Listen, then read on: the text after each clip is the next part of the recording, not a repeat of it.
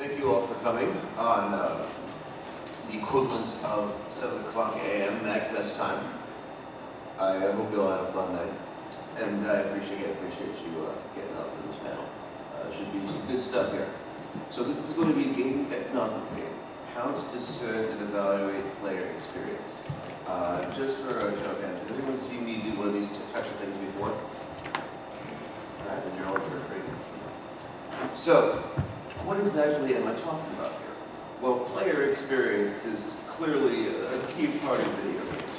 And no matter what kind of role within video games you fill, it's always good to have ways to understand what the player's actually going through. We talk a lot about games will cause this, and games will do that, but when it comes to on-the-ground evaluation, what is the best way to do that? How do you actually look at someone playing a game and figure out what's going on with them?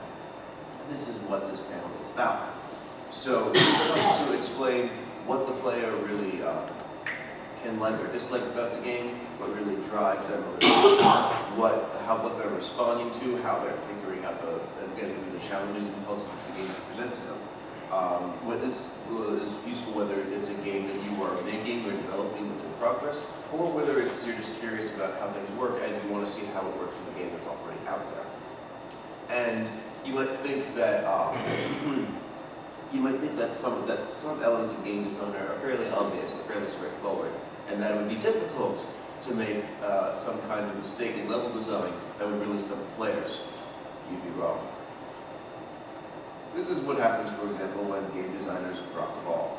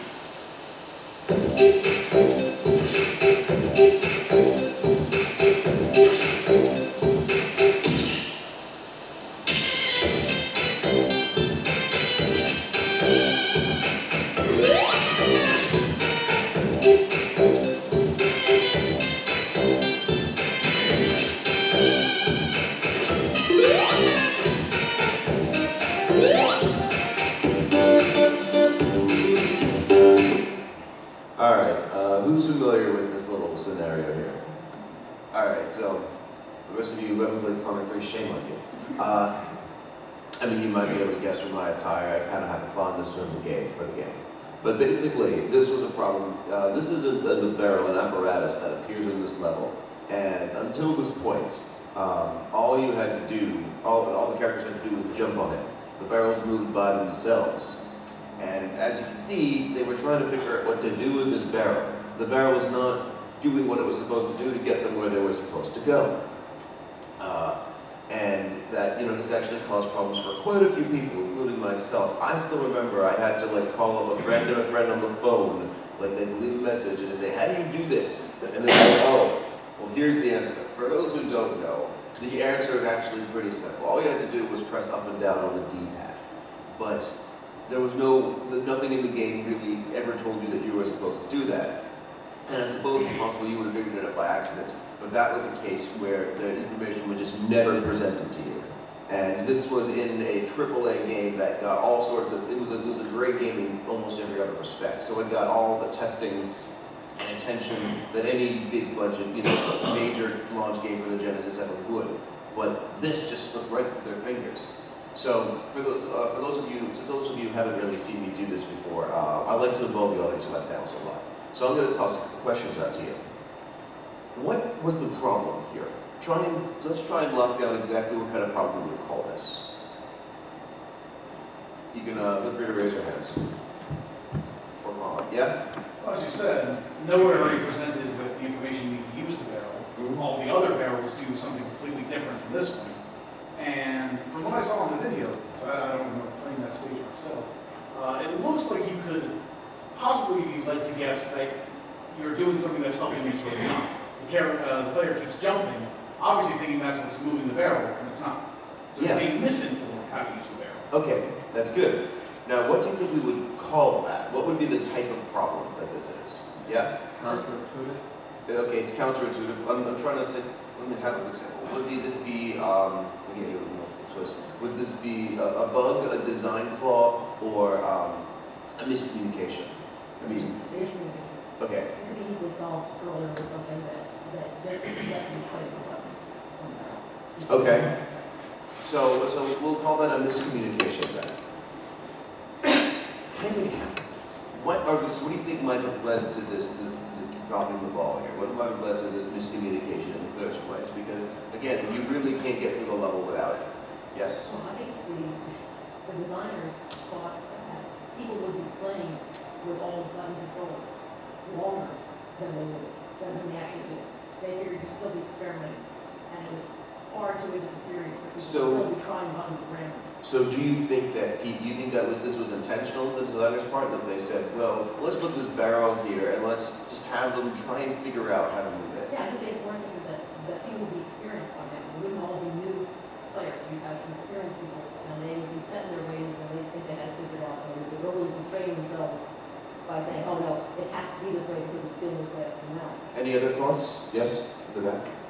I think possibly two different designers. I mean, the levels were split up, and maybe the designer that did that one thought that barrel was going to exist earlier in the game and was going to be explained before. For some reason, they just never came together later and realized that. Okay, yes, in the back. I think it's just a general reason why writers have editors. I'm sorry, can you speak a little further? It's just the reason why writers have editors, because they're not able to be aware of what they're writing and see progresses that could towards a narrative.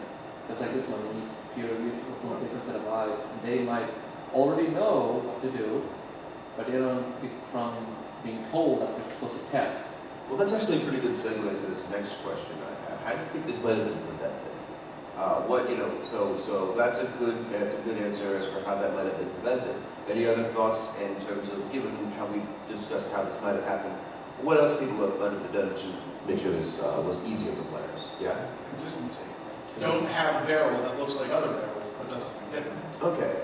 Well, we also heard that they thought people would experiment more. So, another opinion in the room is that they included the barrel with no explanation and just expected, and they thought people would experiment. Well, if you want players to experiment, you have to make the barrel different. If it looks the same, they're going to think, oh, this is the same, and they're not going to want to experiment. Okay, they could make the barrel look different. That's good. Yeah. Someone said the editor, the literary thing, I think more movie analogies. Actually, we need someone in charge of continuity. Continuity. Because perhaps earlier in the design phase, when they were testing, there was an earlier level that let you do that, and somewhere along the way, you got taken out, and nobody told, no one realized how significant the way were. You need someone in charge of continuity, just like, we're shooting movies out sequence, someone has to say, okay, when we come back and finish up that scene, so-and-so was wearing this colored jacket and his hat was off. And so when we pick up shooting a couple of days later, we can match what happened. Yeah. Any other thoughts? Yeah? This is sort of related, but not actually personal. That is, if you are aware of a TV show called Brain Games on National Geographic, they actually do this reverse. They'll say, you will change stuff in front of you, like change the people you're talking to, and you will notice it. And it's basically the human nature. We are not, unless we see something that is just literally glaring at us that's different, we don't pick it up. Two, we are also not the type that wants to experiment. We will try the same thing over and over again. Now realizing it doesn't work, should we try something different? No, we'll keep on trying the same thing over and over. So how would we kind of use that to stop people to make this It's more? because more of awareness. You have to see your perspective is very different from the people playing the game. And you might be an experienced person who knows you're supposed to do this, but the average person will not. Okay. So, yes. Also, with that episode of Brain Games, you're talking about the change blindness. Yeah, Kind of where they have the mirror walking through. Right, and from a point of view of a stage performer, Patricia, what they did was they didn't direct your attention to the element that the level designer thought your attention was directed to. They thought after a while trying this, you would think about the barrel. But there was nothing to bring your attention to the barrel. Right. Okay, so we've got some good conversation going here. In terms of, a lot of you have gotten close to this answer, but I think the most elementary and straightforward answer would be stick a beta copy in front of an average player. just hey, why don't you play through this and tell us what you do, tell us what you see. Why don't we, if you were putting this in front of somebody who was not familiar with this series, or perhaps someone who was, you could have seen how they would have reacted to this problem before you released it to the masses. Imagine that. So that's why you're running out of naive data testers. We were running out in the 80s. It's much harder now to find someone who hasn't. Well, there are ways, even if the person is not naive, there are still ways to understand exactly what they're going through, and that's going to lead into ethnography. So, the meaning of ethnography is the actual study of customs of individual people and cultures. That's pretty much what the word literally derives from. Now, when you're studying these people, there are various levels of interaction you can have. There's all sorts of flavors of ethnography. And sometimes this is what people will do when they are, going into native tribes in Africa. They're doing ethnography because they're observing the people. There are various levels of interaction. Sometimes you may just be a silent observer, or sometimes you may really get yourself inside of it, inside of the movement, and become a part of it. So, people have different opinions on how well that you get clear data out of that. But ethnography is a practice by which you are observing people and their customs. It's generally qualitative. For those of us who come from math or science backgrounds, it's a little squishy, or it's a little harder to wrap your head around it.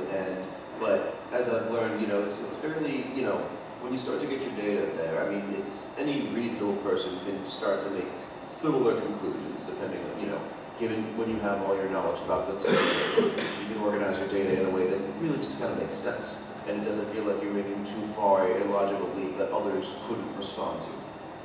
This can be used for anything. As I mentioned, it can be used with native cultures. The people who brought this together use this a lot to experiment, to study patient interaction in hospitals, or anything in fan communities as well. All sorts of different communities that gather around different, TV shows and anime and things like that. And these studies can last for a long time. Depending on how thorough a study you're really looking for, how thorough you're trying to get to know what it is that you're involved with. This can last a really long time. But many, don't. So ethnography has been used in gaming primarily in virtual worlds and MMOs because it's usually concerned with communities. People want to talk about how we can understand this game community, this gaming community, this group of people who are all working together. And as this book really talks about, there's a growing number of researchers, people in game studies in similar fields, who are using this technique in order to understand how behavior is translating onto the online space, what happens when people sort of roll with this game. One friend of mine used this methodology to research what happened when a virtual world shut down. People who had been on this online game for years and years, and they realized the servers were no longer going to be there, so they had to leave, essentially. This persona was essentially going to die. What is that like for people? This was the ethnography that they were using to figure out. It can really help to understand how people are moving in this world and acting and behaving. But that doesn't mean that it can't be used in a more individualized context. What I'm going to be using here today is a form of ethnography called grounded theory to help us figure out how games work. And what is grounded theory?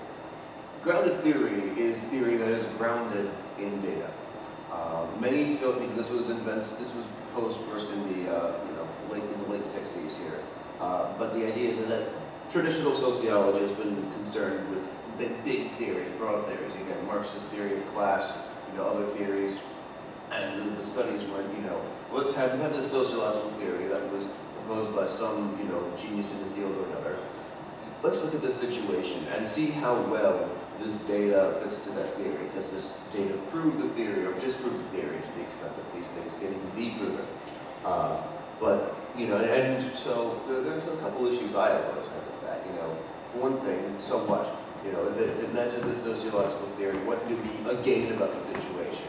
In terms of practical uses, what can we actually do with that situation once we know it matches the theory or doesn't match the theory? It's kind of a case of the Ouroboros of academia, just kind of goes around in a circle. And on top of that, these theories are not word of God. They were proposed by humans. They'll be very smart and learned humans, but there's no reason to inherently trust them or to take them as a gold standard. People are coming up with lots of theories, but there's no reason to assume that any given theory is appropriate or useful for the product at hand. So grounded theory kind of flips this process on its head. Well, why don't we build our own theory? Why don't we see what the data is telling us and then construct a theory out of that? That was actually very revolutionary at the time because, you know, theory was the province of the esteemed academics, and putting it out to just any old researcher, that was madness. But they talked about how you could actually construct a theory out of the data that you're observing. There have been many flavors of it over the last 4 years. The very first book to propose it was A Method of Grounded Theory by Glaser and Strauss in 1967. But when I learned it, it was used, you know, there have been many flavors of it throughout the years. Glaser and Strauss had some kind of falling out, so then they each proposed their own versions of the theories, and then they worked with other people. But the workbook that I learned it from is called Constructive Grounded Theory by Kathy Sharmaz in 2006. She really did a very solid overview of the whole field of the whole study of grounded theory methodology, and kind of put it together a concise, straightforward, and practical handbook that I was able to use in my research, and that was really cool. The one thing that they always agree, though, is that you should not let your prior assumptions guide your thinking. Everyone has opinions, especially if you're interested in studying something, you probably know something about it already. Again, depending on the level of grounded theory, some people say you should know nothing. You should divest yourself of all knowledge of this field. Imagine that, you know, trying to jump into something like video games while ignoring your entire past with them. But the idea is that the reason they say that is that you don't want your own opinions and your own thoughts to mess up the way you're observing other people do it. You want to try and be as data-driven as you possibly can. You know, people today are more reasonable. There's like, you can't ever erase all your own thoughts and biases, but you want to try and be as cognizant of them as you can. You really want to let the data that you're seeing and observing be more the guide of your thinking than anything you might already know. So let's talk about how grounded theory actually works. They use what are called codes and categories. Let's get this right out of the way. Codes have nothing to do with computer programming. It's a sociological term that was in use for a while now. Codes are very small, tangible ideas that are observed through data. Things that you can point to and that there's really no disagreement about what they are. Chairs, shirts, you know, volumes, just anything that's relatively tangible and is very, very much driven by the data at hand. Categories are these groupings of codes that come together to form a major part of the data. If you find enough codes that have something to do with each other, you know, black, black and cotton, that would describe a shirt, for example. Just looking at your shirt. And the idea is that by having these tangible ideas, you can abstract them into something larger. I have an example coming in just a second. Sorry, that shirt one wasn't so good. But once you have enough of these categories, you start to sort of draw connections and a network relationship between them, and then you can sort of build your theory out of that. You sort of categories are relationships between codes, and theories are relationships between categories. So it's sort of like building a narrative about what's actually going on here, and then eventually you get your theory. Like I said, I may not have done the best job of explaining it, but it really does become a very powerful tool if you do it right. It does take some discipline to really be methodical about describing everything you see, because you think you've got it all in your head, you really think you know exactly what's going on here, but you really want to let the data drive the process. So let me give an example. Let's choose an ethnography site we're all pretty familiar with, MAGFest. So these are some of the codes that I would think if I thought about what MAGFest is. Let's pretend that we don't have any access to the website, where we're not able to talk. We're only able to talk to people about it. We have no idea what it is otherwise. We're here at MAGFest and we've been hanging out, and these are some of the things that we figured out. Any other codes that people might think that we would want to add to this list? Consoles? Consoles. Well, okay, what's a console? I mean, pretend you're talking to a non-video game expert.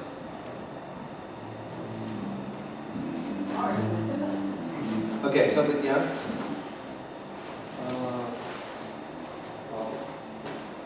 Tournaments. Okay. Tournaments. That's really straightforward. Everyone knows what a tournament is, regardless of context. Any Computer specific to play video games. Okay, computers that have games on them. All right. So those are some of the codes that that we would generate. Again, they're very much driven by the data, and there's no confusion as to what these codes really are. Now we take these codes and we put them into some categories. The first three, arcade cabinets, costumes, and merchandise, could be called video game cultural artifacts. The next three, video band performances, alcohol, and camaraderie, might be called celebratory practices. These categories, as you can see, are more vague than codes are. But we only get to these categories after we've established these very much data-driven code pieces. Does this make sense to everyone? And then, if we have these two categories, then we can build this theory. MAGFest is an event where people come to have a good time and enjoy video game culture. Ta-da! See? I think that's pretty decently close to the mark. But you see how we got there. And this is a very, very expedited process of what, again, can take months or years. But, and then of course this works because we all already know what MAGFest is pretty much. But this is how we can go from driving codes through data and build it all the way up to a theory about what it is that we're doing. So, we're going to give it a very expedited shot at a few games now. And this is where you guys come in. I'm going to have one of you guys come up here and actually play a couple of games with me. And the rest of you are going to join me in observing them and asking questions. And we're going to do our best to derive some codes and categories out of what's going on here and to see exactly what the player experience is really like. When you do ask these questions, try and be as specific and focused as possible. Remember, we're looking to generate codes here. So we want to try and discern data that is incontrovertible, things that don't require, that are not context specific and don't require any explanation. They're very grounded in the data. And we want to, if you're not sure if you want to ask someone something, be sure that we want to provide more data than less data. So don't let something go by that you might have some question about or I'm curious about without pointing it out. So, who wants to be a guinea pig?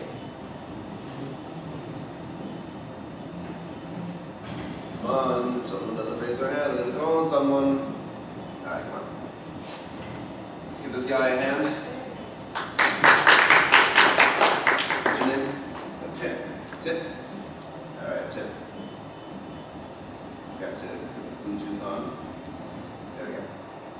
So I've got the first game here. It's a game of Armor Games. It's the online site. It is called Short Circuit.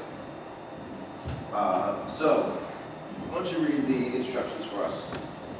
Okay. Short circuit instructions. Oh, I'm sorry. Oh, this display was mirrored. Let me take care of that.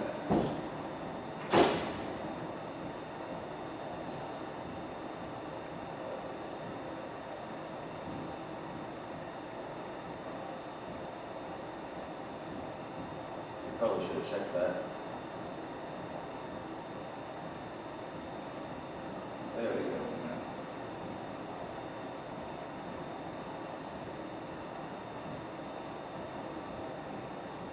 Okay. This should be good now. Yes. All right, why don't you read it for us? And here's the mouse, by the way. The premise of is simple. You cannot touch any asterisks. Touch one, you lose. You have to start over. Do not expect to win on your first try, as the game will prove to be difficult at first. The game will change along with the music, so watch yourself. Listen closely to the audio reviews. You can also hold down your mouse button for a short amount of time to make the asterisks flee from you.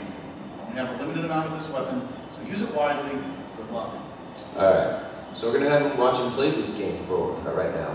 And as we sort of get a better sense of what's going on here, we're going to ask him lots of questions. We're going to be very keen observers about what he's doing and why he's making the decisions that he's making.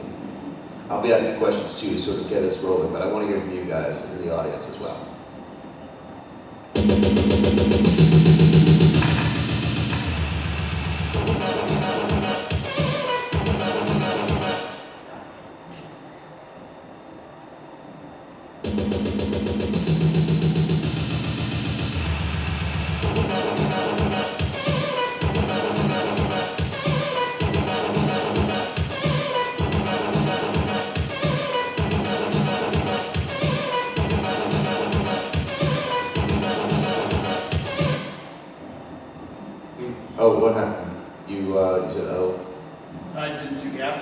You didn't see, okay, you didn't see it. So okay, how do you think that might change your next playthrough? I'm going to try to look where I didn't look before. All right. And how far ahead are you now looking? How far of the screen are your eyes focused? My eyes are tracing a path through the asterisk toward the top of the screen. Okay, you're tracing a path. That's interesting. How did Go ahead, no one's anyone. how did the mouse sensitivity affect you? How does the mouse sensitivity affect? The mouse sensitivity is close to what I'm used to anyway, so it's not factoring in too much. I don't feel like there's either lag or sensitivity or however you want to. I saw that one. Yeah, Okay. yeah. One might actually connect to the internet, so you can't look at anything else besides that. Fair enough.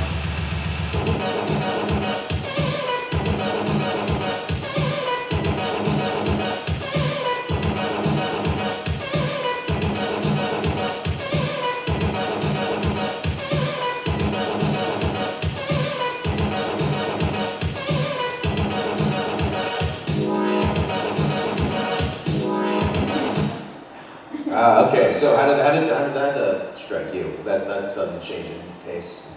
Well, it's as I expected. The music cues did, in fact, signal a change in the gameplay. And after after the miss where I thought I didn't see what I had hit, I was waiting for the asterisk to start coming at me from a different direction than top down. So you were expecting some kind of change. Yes. What made you expect a change like that? Because there hadn't been any change up to that. They told me there would be a change along with the music cues on the Okay. instruction screen. So reading the instructions actually paid off. You Yes. figured. And what is your opinion of what that new strategy of the asterisk is? Can you describe it? If I were to describe it, it's hard because it's almost a sensory response. If I, can phrase it that way. The music has a sustain or whatever you want to call it, glissando, whatever, and then, in my opinion, the asterisks move in a way that makes sense. They all of a sudden circle and move in time with that sustain, so it feels correct, even though there's really no correlation between how they move and what the music's doing, other than music change, movement So change. you feel like they're targeting you, your position, they're not. Oh, I feel like they're targeting my position already. It seems like the asterisks have some sort of They know tracking, but only within a certain limit. And then when the music changed, they all came at me at once, at least ones within a certain frame. Have you used your alternate weapon yet? I did, right before this current death, since I knew they would be zooming in with the music change, I used it to push them back out, instead of having them come in. I still did that. With this game, would you have any indication that the asterisks are going to change if you were deaf? If you couldn't hear any of the music? Yeah, the music is pretty bass heavy, so possibly, but not being deaf, I can't answer that. Okay. So this is, we're learning a few things here. What are some codes that I think we can generate out of this conversation so far?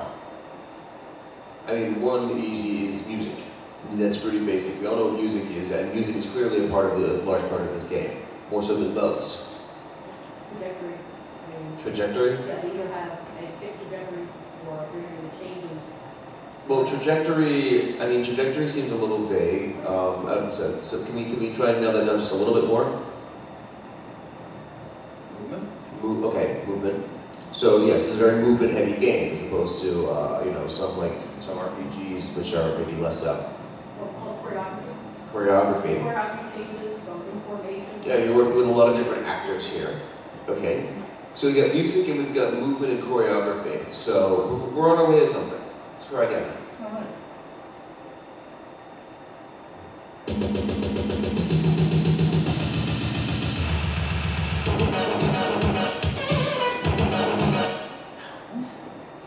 That's how I feel like I mouse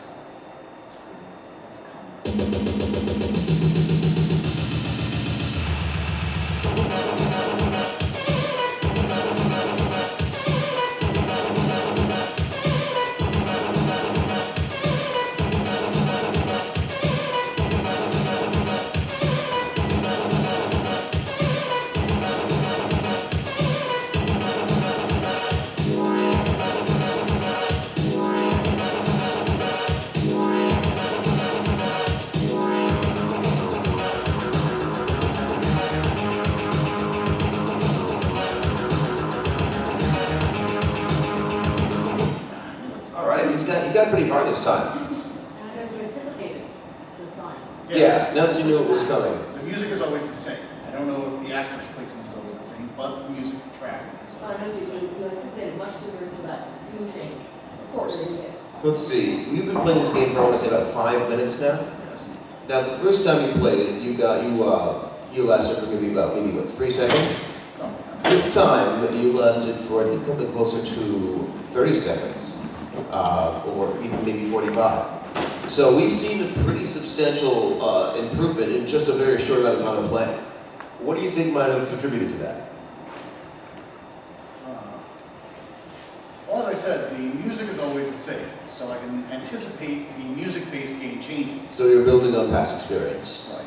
And from my experience of the asterisks themselves, no matter how their formations are generated, I've observed that there's always paths through the asterisks. Always a There's always, path. yeah, there's always some that are further apart and some that are closer together. So we know that the game is winnable. Yeah, the game presents itself as well, Mm-hmm. even though it probably is not. Also, a thing I noticed this time that could possibly be a code, color. When I reached a certain checkpoint, the asterisk went from magenta-ish to this being blue. Mm-hmm. They did, didn't they? Any other questions or thoughts? Are you constantly trying to keep your character in a certain part of the screen? No, I'm trying to follow the pathways that seem to be presenting themselves to the So asterisks. you're adapting entirely to the environment, you're not trying to... Yes, I'm following the environment rather than trying to blaze my own trail. I don't have any real agency to change the path other than my little burst mechanism. Well, I was thinking, you're trying to keep yourself down low, so you have more opportunity to switch, or you're trying to sort of chase the In that regard, I'm generally trying to stay toward the center. I'm not trying to stay down toward the bottom, though that may seem more self-evident, because I've already been shown that the asterisks will come at me from behind. If not during normal gameplay, then during the music changes that do happen. All right. So we're gonna play you played this one last time. So let's be extra careful about observing and talking to you this time. Because after that, we're gonna move on to a different game. All right.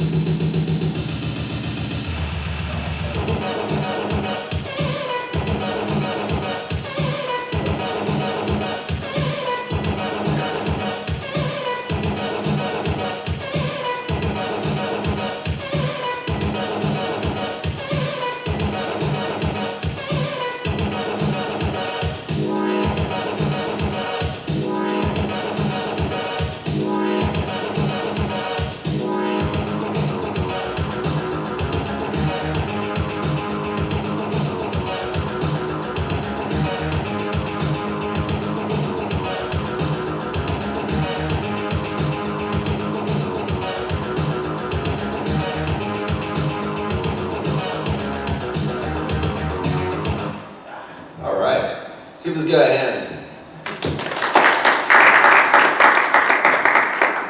So any other questions or thoughts? Did it freak you out when you got that little beep and you didn't know what was, you didn't see anything, you didn't have, or did you see something? The last two. Oh no, I did see something happen when it started, when they introduced the musical change in the next phase. The asterisks were getting bigger, and they seem to be getting bigger in a sort of, I guess I would think it was like a strobe pattern where they would grow a little bit, stop, grow a little bit, stop, and they would also flash. So my eye was drawn to the ones that were changing size, and in fact, I do believe I crashed into one that had enlarged. Yeah. Okay. So so any more codes that we might be able to figure out from this? One code that I would want to add to this would be excuse me. One code that I would want to add to this is a word for sort of frequently changing, frequently changing. In other words, it's something that keeps you on your toes. So we've got a few codes. We've got choreography, we've got music, we've got frequently changing. Any other codes? All right, so we're not going to probably build a theory out of just that, but what's a category that you think might encompass these? So we've got something that's got music and is frequently changing and is about movement and choreography. What's our category for this? Rhythm game. It's a rhythm game. It might be, you might consider it a sort of dance. So we've discerned, using very data-driven processes, that this is definitely a kind of rhythm game. I mean, when you first saw this game, we might not have known exactly how to describe it to people. It's not the kind of game we normally see. But if we call it a rhythm game, yeah, that gives it some sort of intuition. We know it's music heavy, we know it's movement heavy, kind of like DDR in a sense, but it's also frequently changing. Unlike DDR, where the arrows just keep coming at you, this kind of changes up the situation at you every 4 hours or so. So we've learned something about this game through a very data-driven ethnographic process. Awesome. And I just have, when you describe it that way, I now have an idea to make that into a role-playing game with better graphics. Because when you said dance, I can see you trying to be a waiter getting a tray of drinks across the dance floor. While when the music changes, the entire way people are dancing changes. That would be awesome. All right, we're gonna try. This is a slide that I had to basically talk about the codes, the categories that we developed. Does this make us interested to learn more? Would you guys be interested in delving into a game like this and trying to even figure out more than we've just learned? Yes. Yeah, awesome. So let's do it again. Different game this time, different volunteer. I'll even tell you what the game is. It's this one. Yeah, some people, this is a little more well-known than the first game, so some people might be familiar with it. I'd like to get someone who hasn't played this before, if possible.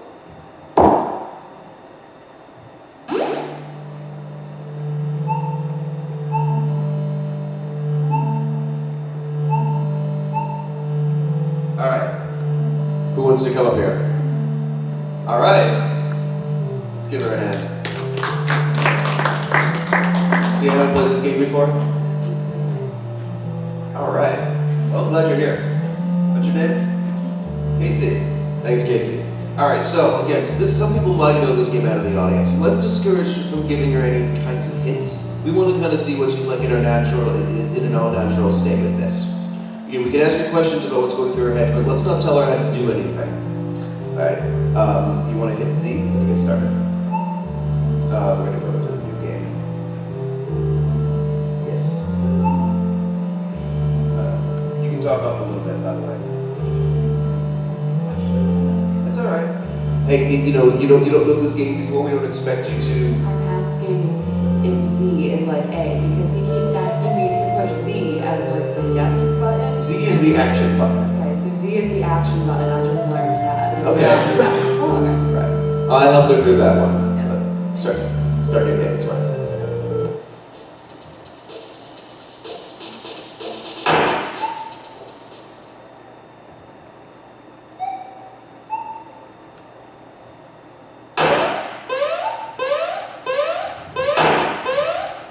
Something bad is happening. This might seem insignificant, but you notice how she paused for a few seconds to see if the dialogue tree would move forward.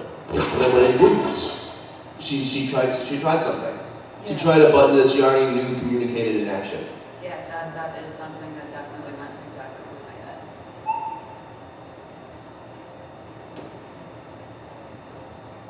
No. My friends are gone. What do you answer?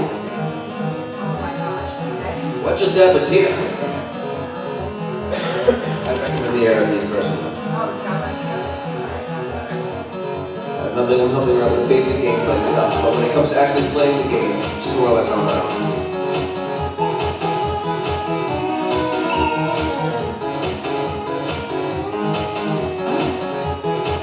What is that thing? How do you think you might find out?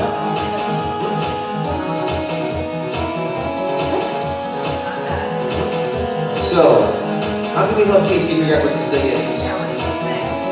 We're not going to tell her. For those of you who know, don't tell her. We're going to try. How many buttons have you tried? Okay. There we go. Okay. On the other screen. Try focusing on the screen you're on right now. Not that one, the other screen. He said to try focusing on the screen you were at. Above. Yeah. This one. Look carefully. It couldn't be.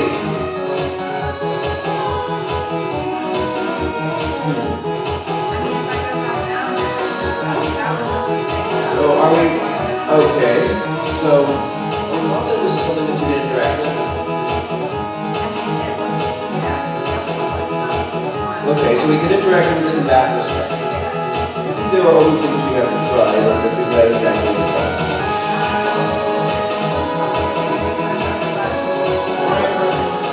Yeah, well, I'm trying the other box. Might try to sell us, alright.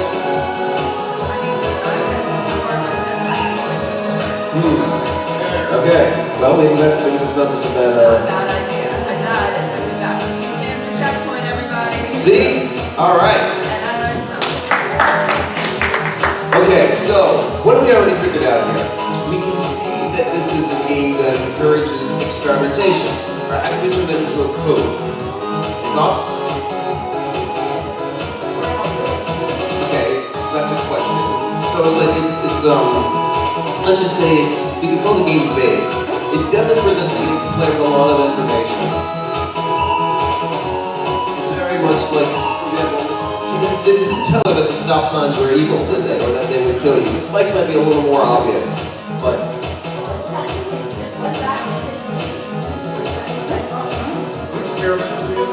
Okay, yes, that would be a good code. Experimental could mean it's an experimental game that it's a game that encourages experimentation.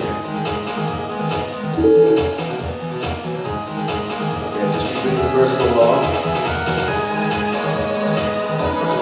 What did you expect actually to Sorry, what? What did you expect action to be? Sorry, some surprise when it didn't work. Yeah, what did you expect action to do? The zebra egg? Yeah. Oh, I'm not sure. That was the fun part. That was the fun part. Okay, I let's. thought it might be like open things maybe, or like activate something. Can you expand on what you said about that fun part? No, not at all. I have the mentality of a 5-year-old right now. That was the fun of it. I know this is. I Getting want to press something that I didn't know what it did. I want to really hit on this. You had the mentality. You were entertained. You had the mentality of a 5-year-old. You were, what is this thing? I have no idea what it does. I can't wait to play with it. So yeah, so I want to this is very important. This is a game that knows how to surprise you. It's a surprising game. It's another code. Oh yeah, I'm surprised. I have to I'm like slightly confused about how I can use up and down to go up and down, but I can also use the command thing button to go up and down, and that kind of throws me off because I have both hands on it, but maybe that's just... So the confusion is not helping your 5-year-old fun game. No, not helping it exactly, but at the same time, I guess it's making me have to focus a little bit more. Okay. It's quick to learn that that's the thing. You're giving me buttons that are frustrating. It's quick to learn. So what we've got here. We've got a game that encourages experimentation, knows how to surprise you, and is quick to learn. Yeah, There's room to grow. Those are almost two different categories actually, two different codes. Room to grow. So it encourages experimentation. So much to keep track of this. It encourages experimentation. It knows how to surprise you. It knows how to surprise you. It gives you room to grow, and it's easy to learn. Those are all things we would want in a game, don't you think?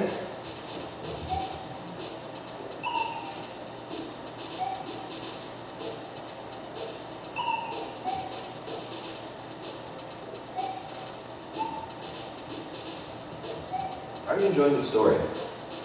I like it. I'm blue. You're blue. I think that there's a girl somewhere, and she's probably pink. Mm-hmm. I'm looking for her. No, I like it so far. Do you think the story helps the gameplay? I mean, I know you only see 2 seasons so far. Now I do. Okay, so this is interesting. So clarify that. I think I know what you're saying, but tell us. Before that, I wasn't paying attention to the story. You're like, what happened? I'd be like, well, there were some people, and then there wasn't, and I'm sure we're in space. But until I realized that the story is going to unlock this kind of math thing, and now I'm gonna start building something, and now I'm really curious as to what's going to start happening. So the story, I mean, because if there were no story, it would probably be less realistic for another part of the map to just appear. Yeah, it would be like, okay, that's over there, and that's where somebody wanted it, but now that's where that little blue guy wants it. Clearly, Okay. that's where we're headed. Okay. So this is how the story impacts the game. it helps to define gameplay goals. Would you say that's accurate? Yes. All right. Now we're on to something here. I can locate a teleporter. This should be fun. Have you also noticed his facial expression change? Yeah, he's really happy now. He's happy now. That's the cool thing about these 8-bit games, you know. How do you know his gender? I assume because he. And I think that she got the character story, you know. What is this? Nice. Well, the other one said stop, but we say yes, so I'm gonna. Tom. Have you noticed the titles at the bottom of the screens? I have, but I've only read a couple. Okay. Well, we guessed that. Gotcha. Okay, so that's just. And yes, on the screen. Oh, you can't see that. I'm sorry. This one's called the guesstimate, and that makes sense. There are subtitles at the bottom of every single screen. Yeah. Sorry, projector's not. But fortunately, if something has to be cut off, that's probably the least important thing. All right, so here we are. And here we are. Is this something new that I've done? Is this something? Well, what do you mean by that? It's a new concept. I initially was like, I have to be able to jump, right? You know that you can capture those. You know you can capture those upside down as well. Why don't you check out what's on the right? That's where I was headed, but that's what I started thinking about. Good call.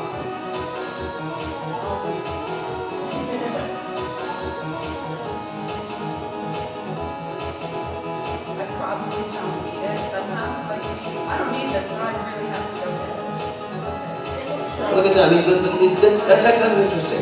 We'll expand on that a little bit. He explained, there was some little explanation about what that was. Yeah. How do you think that really sort of helped your opinion about going to get that thing? I think that it made it more of a challenge because I mean, I'm not much of a game player, but I have played other games before where there's been like, you can get the treasure, you don't need it, but wouldn't it be nice to have it? And that's really shiny and blinky and fun, and I loved it. So it's shiny and blinky. It knows how to get your attention. It's enticing. It's clearly not required, but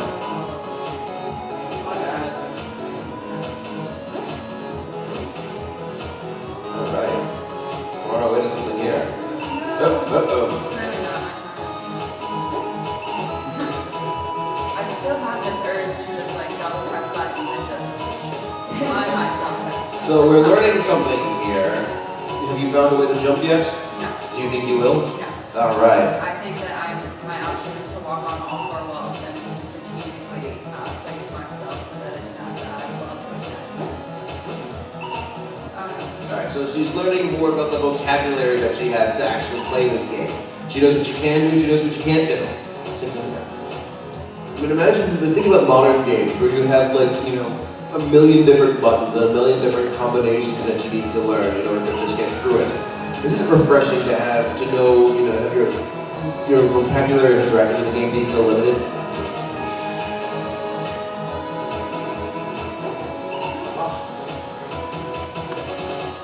Alright, I think we're gonna give you like another minute or You so. don't even have to do that. You want a tip? I want to go the other way. You want a Well, tip? can you? I think so. Someone just suggested it. Oh my goodness. No.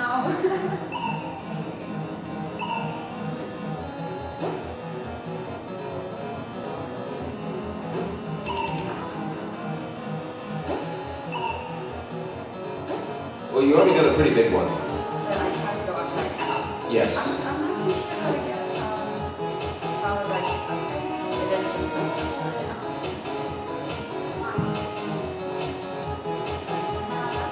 Yeah. You were supposed to figure that out on your own. I kind of did.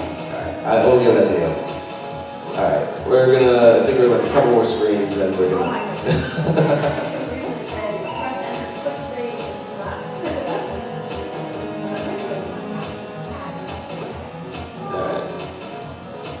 Alright, let's give her a hand.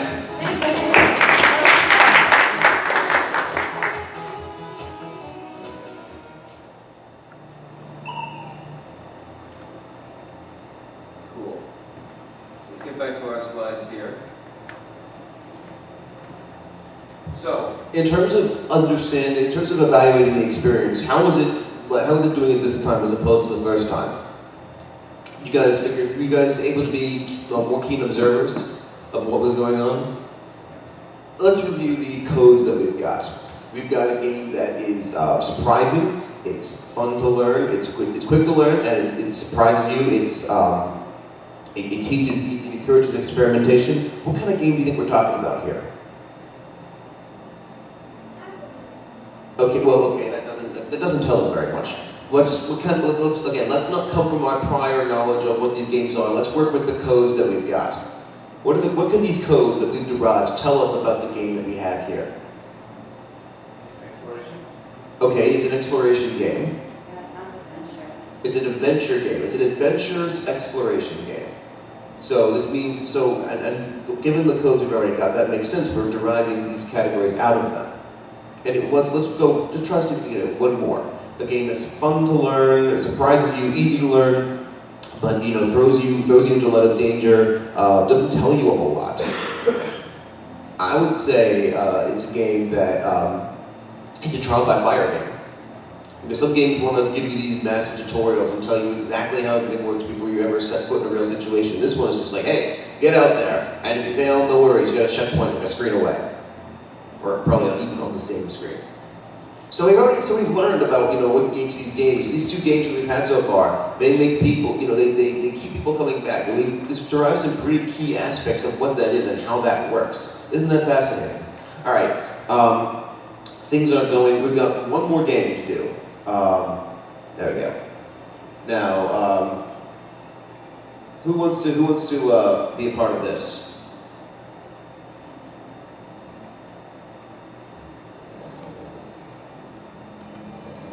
Who wants to play this game?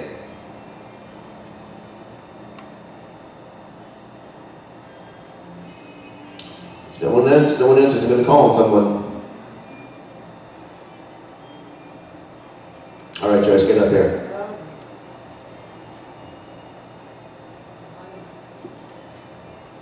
I think Steven wants to volunteer. Hi, this is Steven. He's a friend of mine. Let's give him a hand.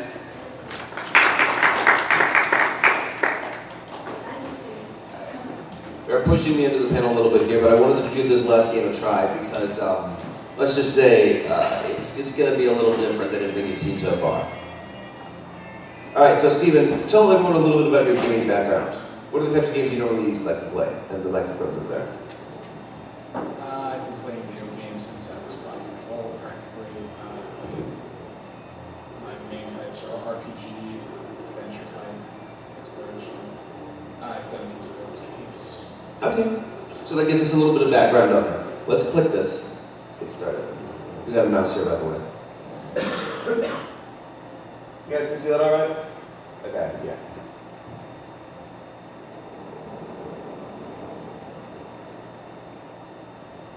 Okay, let's see what he's doing. I can hear his mouse clicking. He's trying to. What are you trying to do, Steven?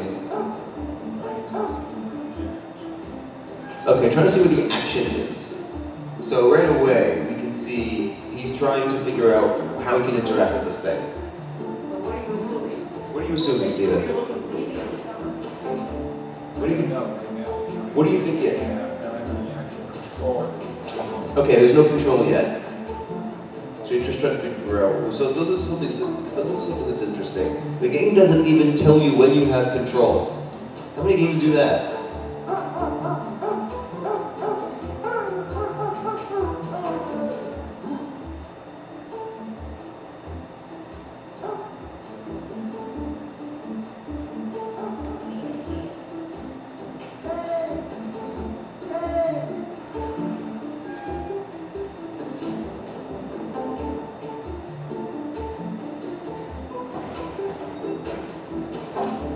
Is the door locked? If so, it's open it. Then you gotta keep it open.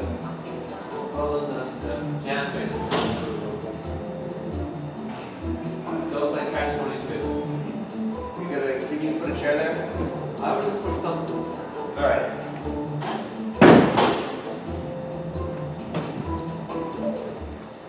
So what are we learn, so this is something interesting. Stephen, you were able to make something happen, right? Yeah. You were able to click on it. So we know that control is possible. Now, what helped to indicate? Change the error, went from an actual error to hands. Okay, so we had a sort of feedback. We had this feedback from the game system itself. Now, this is interesting because it's in a browser. So in a sense, it's almost not even part of the game itself. It's part of the mechanics of the engine and the environment.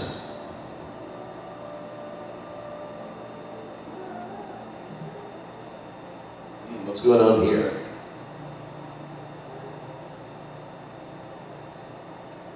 Oh, not bad.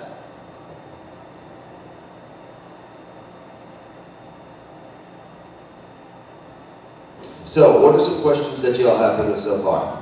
Stephen looks like he's very busy trying to figure things out. Have you discovered anything? Yeah, what do you think you've learned? What do you think that's a good question. What have you learned about the game so We far? installed a dog and like he was a rabbit on his bed. Okay, so I took a ridiculous walk after him next. okay, so this is what you've learned about the plot of the game. What have you learned about playing the game? Right now you don't have the right control. It's pretty much a story type. Or a visual novel. A visual novel, okay. Yeah. I would say interactive now. An interactive novel. Let's see if we can get a code out of this. Well, we know it's story-driven, right? We know we can agree that a code is probably story-driven, right? We know that we have to click on something to advance the plot, advance the situation. And interaction is periodic. It's periodic, so it's a game that sort of plays with control. Sometimes you have it, sometimes you don't. You kind of even have to figure it's part of the challenge to figure out when that is. Like the very first thing that he did was not even anything direct. All he did was click on the dog house, and the dog came out.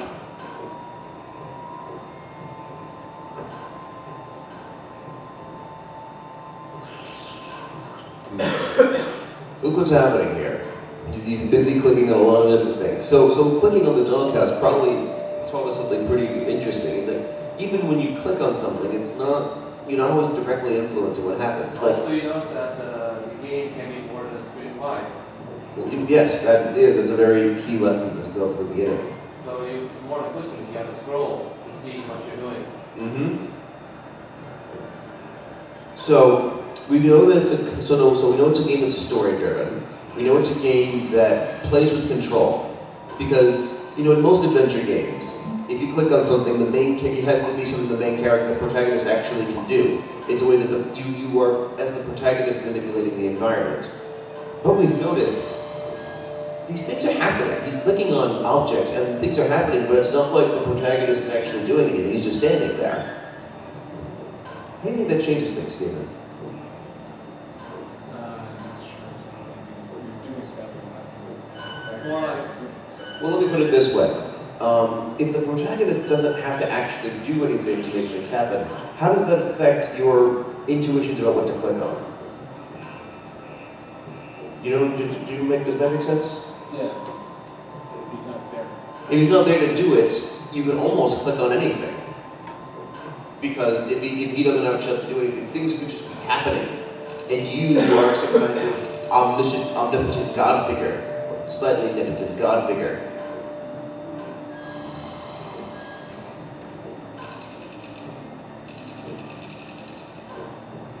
We got a lot of experimentation going on here. so basically, this is a game that requires you to have a lot of patience. Okay, it's a game that requires patience. This is not something you would sit down and expect to just blaze through. That's key. That defines the genre already. Pretty much. Well, yeah, let's not go with our own knowledge on the subject. Let's talk about what we're getting out of the data here.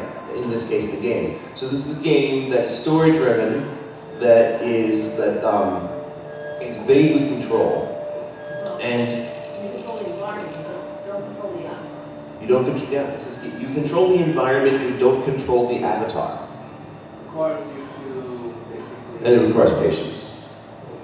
Yep. Basically, I would say more like a puzzle where you have to Well, find things that you're able to do, and then find ways that they interact with each other to accomplish your progress. Right. So it's a puzzle game for sure. It's a puzzle game of sorts.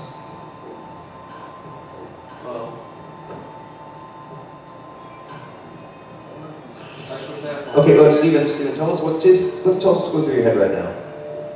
In order to make this thing work, I need water, but I can't figure out where the water is. Okay, so he knows that so he's come up with some idea about what he needs to do. So how did you arrive at that? Would it be, There's the cistern, there's the water, pulley thingy that can pull the water out. Right. Okay. There. So you're not getting water. Team, what do you think might have been preventing him from getting water? maybe it's that he has accomplished all of the actual pipes in the screen and that connects that with. Okay, that's certainly possible. For the sake of time, I'm going to say that's not true. But Is it the anteater? sorry, what were you saying? You haven't Is it the anteater? You haven't actually interacted with the guy hammering outside, have you? Sorry, he said something pretty interesting. Have you interacted with the guy hammering? Like when you have part of it. Well, can you? Can't bring the guy out. That's the You problem. so you can't move the avatar. So this really opens up. This is kind of what I was getting to before. This really opens up the play space. If you can manipulate the environment rather than the character. Yeah. What did you learn, Steven? What did you figure out? I figured out something. How'd you figure that out, Steven? So it's trying to click others. Talk to the microphone. Trying to click other things, trying to see why these things are doing this. Okay, so you knew that this had some kind of purpose, right? Is that what you're saying? Yeah. You knew that they were there for a reason.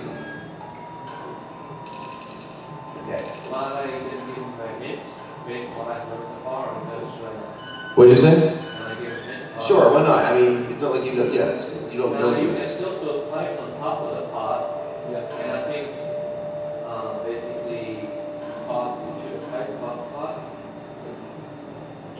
So you tilt the pipe. You can tilt the pipes. We've already seen it get salt in there, or whatever that stuff is. And where else do you see water? Where else do you see it? So we're talking about water.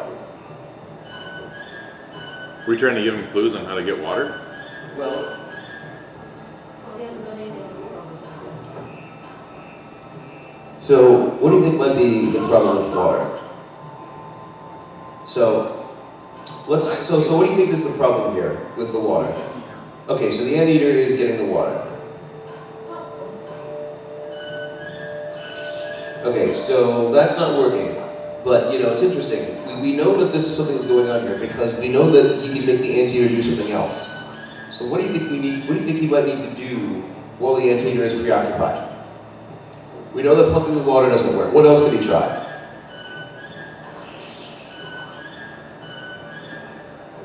Alright, I'm going to give a hint here. This was kind of unnoticed before, but the character is holding something, isn't he?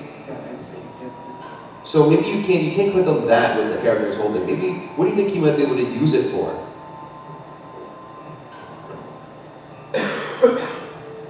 Something in those games.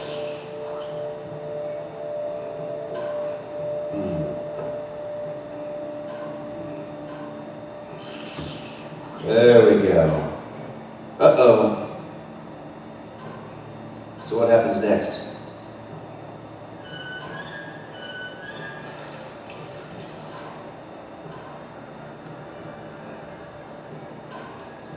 So even trying to figure out how to get the kind of move can be a challenge.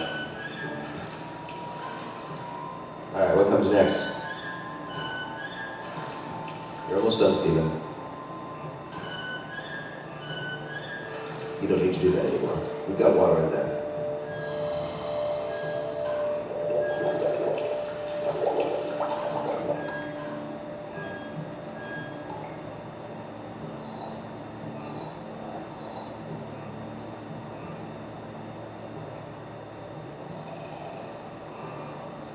We're lucky in this world that salt only makes snails fall asleep.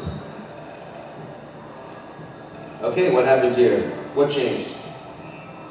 You use the shell. And awesome. So what are we going to do with that?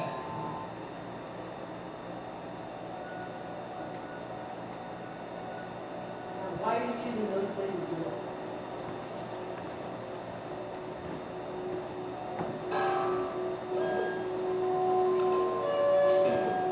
All right. Okay, we're gonna call it here. Let's give Stephen a good, big round, everybody.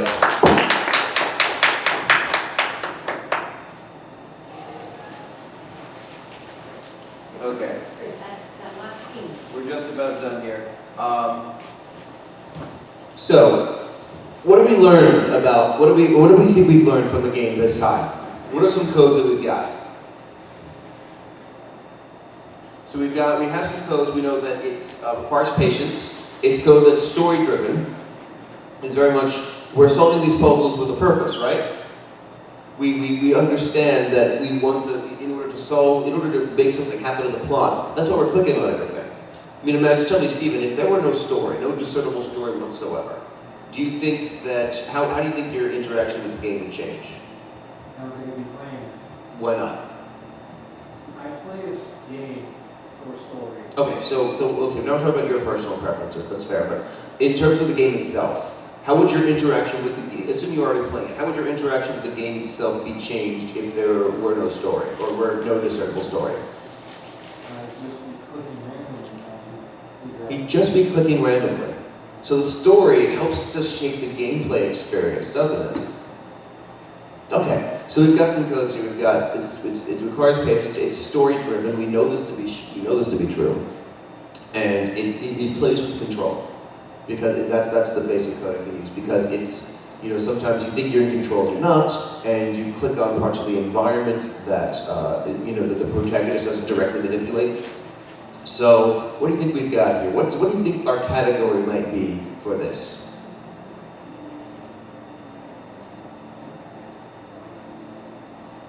I would say that we have a category, something on the order of on an interactive movie. I know someone said interactive fiction already, but the idea is that it's fairly linear. We know we're trying to accomplish something, and because we're not even worrying about controlling the protagonist, we're really just trying to make things happen in the world, which is what stories are all about. I think it was a lock-picking puzzle. A lock-picking puzzle. I mean, there's a definite sequence that you have to trigger things in.